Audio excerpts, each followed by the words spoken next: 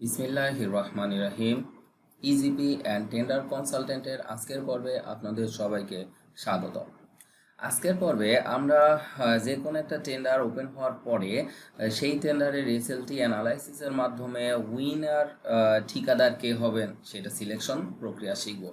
অর্থাৎ আমরা যে এসএলটি অ্যানালাইসিস করি, আপনারা এসএলটির বিষয়ে হয়তো অবগত আছেন যে পিবিআর 2025-এর সবচেয়ে বড় পরিবর্তন হচ্ছে SLT, significantly low price tender. অর্থাৎ পিপিআর 2025-এর আলোকে সকল টেন্ডার এনিলেস হলেও আমার ভাষায় আসলে টেন্ডারগুলো এনিলেস না, এনিলেসের ভিতরেও লেস আছে, মানে লিমিট ফিক্সড করা আছে। তো এখন সেই লিমিটটাই আসলে আমাদের হলো এসএলটি। এখন এসএলটি বিষয় সম্পর্কে আপনারা যদি ভালোভাবে জানতে চান আরও বিস্তারিত, তাহলে নিচে প্রদত্ত নাম্বারে যোগাযোগ করবেন। আজকের পর্বে আমরা শিখব যে কোনো টেন্ডার ওপেন হওয়ার পরে এসএলটি অ্যানালাইসিসের মাধ্যমে কিভাবে কোনো ঠিকাদার কাজ পাবেন বা পাবেন কিনা এই বিষয় সম্পর্কে ধারণা দেওয়ার। তো আসলে এসএলটি অ্যানালাইসিস আমরা যেটা বলি, সে এসএলটি অ্যানালাইসিস দুইভাবে দুই সময়ে করতে হয়। প্রথমভাবে এসএলটি অ্যানালাইসিস করতে হয় হচ্ছে টেন্ডার সাবমিশনের আগে, যেটা সবচেয়ে গুরুত্বপূর্ণ। অর্থাৎ আপনি কোনো টেন্ডারের কত পার্সেন্ট লেস দিবেন, কত পার্সেন্ট লেস দিলে আপনার কাজ পাওয়ার সম্ভাবনা আছে, এই বিষয়টা এসএলটি অ্যানালাইসিসের মাধ্যমে প্রায় নিশ্চিতভাবেই খুঁজে বের করা সম্ভব। তো এই যে আমরা কত পার্সেন্ট লেস দিব, এইটা খুঁজে পেতে আমাদের টেন্ডার ওপেনিংয়ে সাবমিশনের পূর্বেই এসএলটি অ্যানালাইসিস করতে হয়। সেই প্রক্রিয়াটুকু আমরা শিখব হচ্ছে আমাদের আগামী ভিডিওতে। আর দ্বিতীয়ত যে এসএলটি অ্যানালাইসিসটা, সেটা হচ্ছে টেন্ডার ওপেনিংয়ের পরে। অর্থাৎ আমরা টেন্ডার সাবমিশন করলাম, টেন্ডার ওপেন হয়েছে, এখন আমরা যদি এখান থেকে দেখতে চাই যে আমার পজিশন কত নাম্বার, কাজ পাওয়ার সম্ভাবনা আছে কিনা, বা কে কাজ পাবেন, এই বিষয়গুলো সম্পর্কে আমরা যদি ধারণা অর্জন করতে চাই, তাহলে আমাদের অবশ্যই এসএলটি অ্যানালাইসিস করতে হবে। তো ইজিপি অ্যান্ড টেন্ডার কনসালটেন্টের আজকের পর্বে আমরা টেন্ডার ওপেনিংয়ের পরে কিভাবে এসএলটি অ্যানালাইসিস করব সে বিষয়টা শিখব। আর সাবমিশনের আগের অ্যানালাইসিসটা আমরা অন্য একটা পর্বে আলোচনা করব ইনশাল্লাহ। আপনারা সেটা জানতে অবশ্যই ইজিপি অ্যান্ড টেন্ডার কনসালটেন্ট চ্যানেলটি সাবস্ক্রাইব করে সঙ্গে থাকবেন।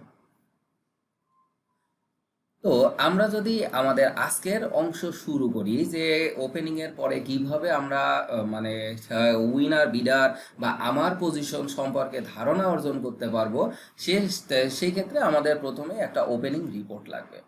এখানে একটা ওপেনিং রিপোর্ট যেটা অনলাইন থেকে সংগৃহীত করা। তো এই ওপেনিং রিপোর্ট থেকে আমরা টেন্ডার আইডি, কাজের নামগুলো দেখতে পাবো, ওপেনিং ডেট হলো ওপেনিং ডেট দেখতে পাবো। তো এখান থেকে আমাদের প্রথম কাজ হচ্ছে আমাদের এই এক্সেল শিটে এখানে হচ্ছে নেম অফ ওয়ার্ক এবং টেন্ডার আইডিটা লিখে নেওয়া। আমরা যদি নেম অফ ওয়ার্ক এবং টেন্ডার আইডিটা লিখে নিই, তাহলে আমাদের এটা পরবর্তীতে বুঝতে সুবিধা হবে কোন টেন্ডারের জন্য কি করেছি। তো আমরা এই দুইটা বিষয় যদি এখানে মানে লিখে দিই বা কপি পেস্ট করে দিই, ওকে গুড। এখন আমরা দেখেন আমাদের তিনটা বিষয় এখানে ইনসার্ট করতে হবে। এক নম্বর, please input official cost estimate. তো এই অফিসিয়াল কস্ট এস্টিমেটটা আমাদেরকে ইনপুট করতে হবে, যার সাপেক্ষে আমাদের এই ক্যালকুলেশনগুলো হবে। তো এখন বিষয় হচ্ছে যে অফিসিয়াল কস্ট এস্টিমেট আমরা পাবো কোথায়? অফিসিয়াল কস্ট এস্টিমেট যদি আমরা এক্স্যাক্টলি জানতে চাই, তাহলে অবশ্যই এটা অফিস এবং অথবা পিই ছাড়া বাকি কেউ বলতে পারবে না, কারণ এটা হাইলি সিক্রেট একটা বিষয়।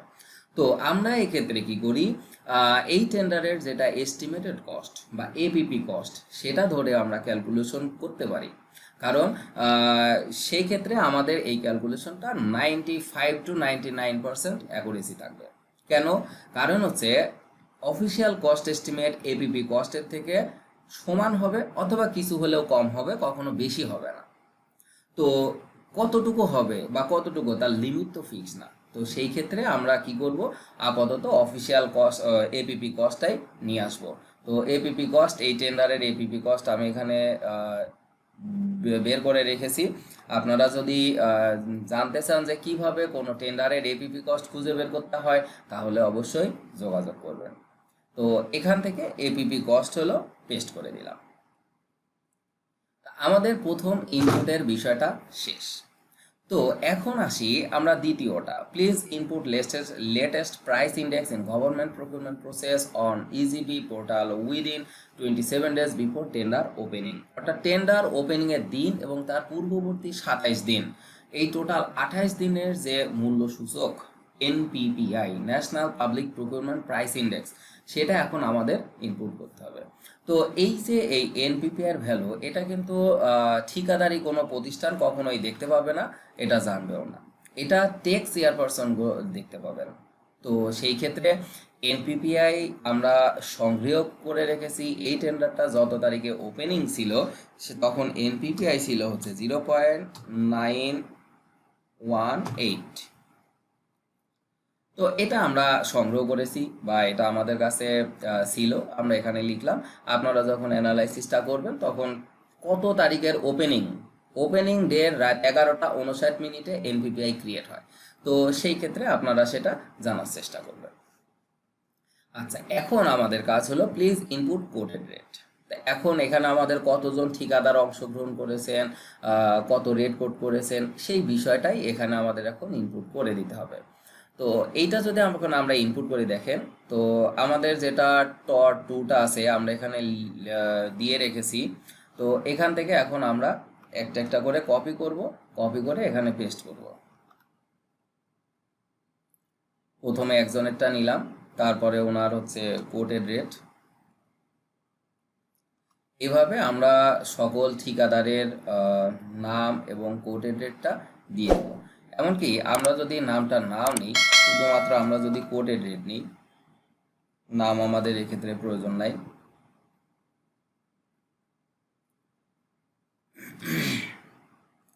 আচ্ছা, এখানে আর একটা বিষয় আছে। এক ভাই এটা ক্যালকুলেশন করেছেন, উনি এটা ক্যালকুলেশনের সময় কোটেড রেট উইদাউট ডিসকাউন্ট দিয়ে ক্যালকুলেশন করেছেন। তো আসলে উইদাউট ডিসকাউন্ট দিয়ে ক্যালকুলেশন করলে কিন্তু হবে না। যেটা আমি পেস্ট করতেছি কোটেড রেট উইথ ডিসকাউন্ট, এই বিষয়টা আপনি মানে এখান থেকেই নিয়েই করতে হবে, কারণ আপনারা যে লেসটা দেন সেই লেস বা ডিসকাউন্টের পরিমাণটা সহ এই জায়গার মূল্যটা দেখায়। তা আলটিমেট এটাই চুক্তি মূল্য। তো যখনই করবেন তখন কোটেড অ্যামাউন্ট উইথ ডিসকাউন্ট এইটা দিয়ে কিন্তু ক্যালকুলেশন করতে হবে।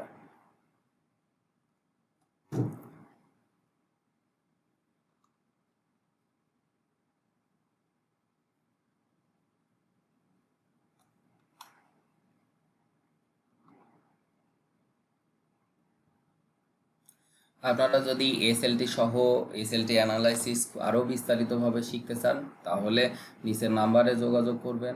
আর এসএলটি অ্যানালাইসিস সহ যদি ইজিবি tender সাবমিশনের A to Z basic থেকে অ্যাডভান্স জানতে চান তাহলে অবশ্যই যোগাযোগ করবেন। আর এলটিএম টেন্ডার বা ওটিএম টেন্ডার সাবমিশনের জন্য যোগাযোগ করতে পারেন। এসএলটি অ্যানালাইসিসের মাধ্যমে সাবমিশন করে দেওয়া হয়। এখানে আমরা আমাদের এখানে 9 জন ঠিকাদার ছিলেন, তো 9 জন ঠিকাদারের কোটেড রেট নিয়ে আসছি কপি করে।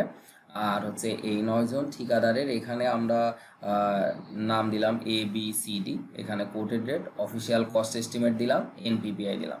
তো এখন এই মানে এক্সেল শিটটা অটোমেটেড করা, এখানে যাবতীয় কিছু ক্যালকুলেশন হবে, অ্যাভারেজ ক্যালকুলেশন হবে। হওয়ার পরে এখানে আপনার রেসপন্সিভের সংখ্যা, যদি কেউ 10%-এর বেশি লেস করে মানে অ্যাভাব করে তাহলে তিনি নন রেসপন্সিভ হবেন, কিন্তু লেসের কোনো সীমানা নাই।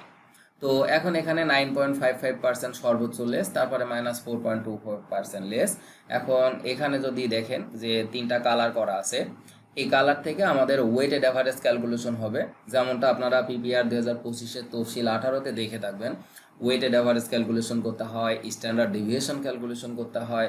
তো এখানে স্ট্যান্ডার্ড ডেভিয়েশন ক্যালকুলেশনটা করে রাখা হয়েছে। আর এখানে হচ্ছে আপনার ওয়েটেড অ্যাভারেজ ক্যালকুলেশনের সকল ফর্মুলা দেওয়া, শুধু এইটুকু অংশ, শুধু যতটুকু সবুজ অংশটুকু ইনপুট করলে বাকি কোথাও কোনো ইনপুট করতে হবে না। আর স্ট্যান্ডার্ড ডেভিয়েশন ক্যালকুলেশনের জন্য দেখেন এখানে আরেকটা ফর্মুলা ব্যবহার করে রাখা হয়েছে। তো এখান থেকেই আমরা মূলত আসলে এটা অটোমেশনের মাধ্যমে ক্যালকুলেট হয়। আর এরপরে significantly low price tender SLT ভ্যালুটা এখানে দেখাচ্ছে। যেমন ধরেন আমার এই টেন্ডার প্রাইস হলো 49,15,000 টাকা, আর আমার এই টেন্ডারের এসএলটির ভ্যালু হচ্ছে 45,23,769 টাকা, যেটা হলো অফিসিয়াল কস্ট এস্টিমেট থেকে 7.9599% লেস। তো এখন আমরা যদি দেখি তাহলে এই টেন্ডারটাতে কাজ পাবে কে? দেখেন, যে সকল ঠিকাদার এই টেন্ডারে 45,23,769.015 টাকার কমে রেট কোড করেছেন, ওনারা আইন অনুযায়ী ফাইন্যান্সিয়ালি নন রেসপন্সিভ হবেন। তো এখানে দেখেন আমার এ বি সি এই তিনজন, একটু যদি দেখার সুবিধার্থে অন্য একটা কালার দিয়ে দিই। এই যে যতটুকু আমি কালারিং করলাম সেটা হলো এ বি সি, এই তিনজন দেখেন 44 লক্ষ, 44 লক্ষ, 45 লক্ষ, 4,000, আর আমার লাগবে 45 লক্ষ হলো 23,000। তো কাজেই এই তিনটা কিন্তু আমার এসএলটির নিচে রেট কোড হয়েছে।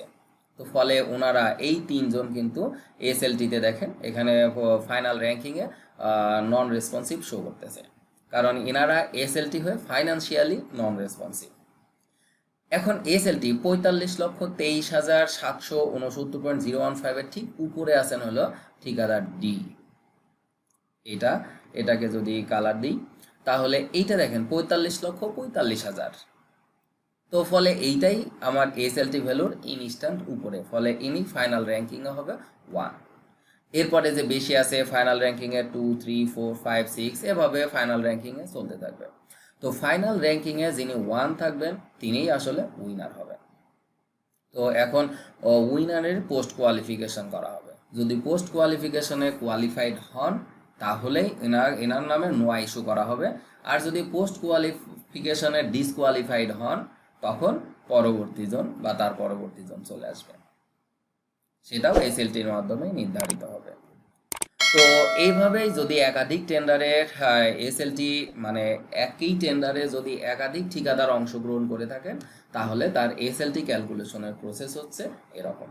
এখন আপনারা আশা করি এই ভিডিওর মাধ্যমে জানতে পারলেন যে কোন একটা টেন্ডার ওপেনিংয়ের পরে কিভাবে আপনি এসএলটি অ্যানালাইসিসের মাধ্যমে আপনার পজিশন জানবেন, উইনার ঠিকাদার কে হতে পারেন সে সম্পর্কে ধারণা অর্জন করতে পারবেন।